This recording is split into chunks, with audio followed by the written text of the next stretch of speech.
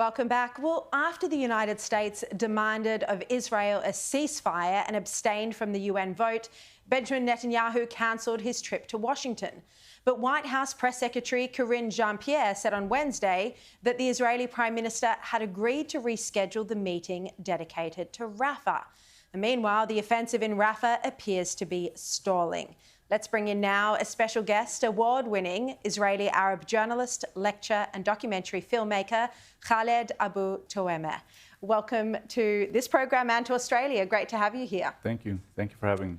Now, you know, a lot of people don't realise that actually 20% of the population in Israel are Israeli Arabs. They're not Jews. What's the Israeli Arab community's general reaction and consensus to Israel's war on Hamas? Well, it's not, I mean, the question is not how we respond to Israel's war on Hamas, it's how do we respond to the Hamas attack on Israel. And the vast majority of us, the Arabs inside Israel, are opposed to it. We've condemned it. We haven't engaged in any violence against Israel. We have spoken out against it on numerous occasions. Now, why are we opposed to it? Because no one can identify with such atrocities that happened on October 7th. It goes against our values, it goes against our religion. The vast majority of us, the Arabs inside Israel, are Muslim. This is not what Islam taught us.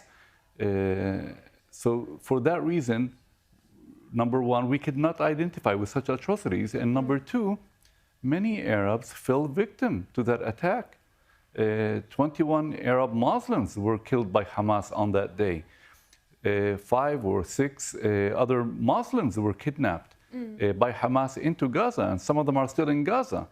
So being held hostage. Yes, being held hostage. And for that reason, we, the Arabs in Israel, have come out against it, we have condemned it, and we cannot accept something like this. And so you've condemned the attacks by Hamas. Does that then mean that you agree with Israel's war on Hamas in Gaza? We understand why Israel went to war. I mean, Israel has a right to defend itself. Israel has a right to respond to that attack, and Israel has a right to go and seek the release of the hostages. So we understand that, and our concern is the concern of many people over there, is for the civilians who are being killed in Gaza. We would like to see Israel avoid, such casualties.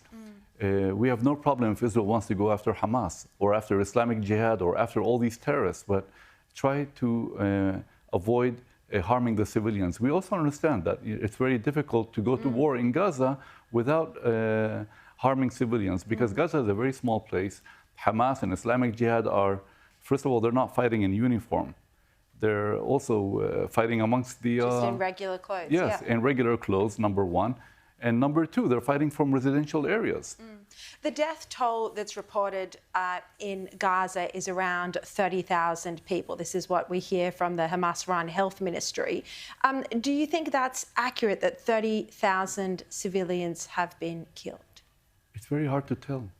I mean, this is the only source for this is the Hamas-controlled Ministry of Health. Now, you don't have foreign journalists in Gaza. And I, as a journalist, I used to go to Gaza until 2007. I cannot go there anymore because Hamas seized control over Gaza. So there is no way of verifying these figures that we're hearing about. In terms of the sentiment among Palestinians, you know, you specialise in Palestinian affairs. Do the majority of Palestinians, you think, still support Hamas? Would they re-elect a Hamas government, or are they starting to think that, well, actually, this government that we elected has not taken us in a good direction and is responsible for the devastation and the loss of life that they're now experiencing? Again, it's very hard to tell because we don't have elections over there. My feeling is that Hamas remains very popular among many Palestinians, and it's not necessarily because they love Hamas, it's mostly because when anyone attacks Israel, Palestinians switch their support to that party or to that leader. So Hamas is popular Not because it's Hamas, because it attacked Israel, because it inflicted pain on Israel, because it caused Israel such damage. Now, I believe that if you hold free and democratic elections tomorrow morning, Hamas will still win. For the reason I just mentioned, and for another reason, it's because the Palestinian Authority is not seen as a better alternative to Hamas.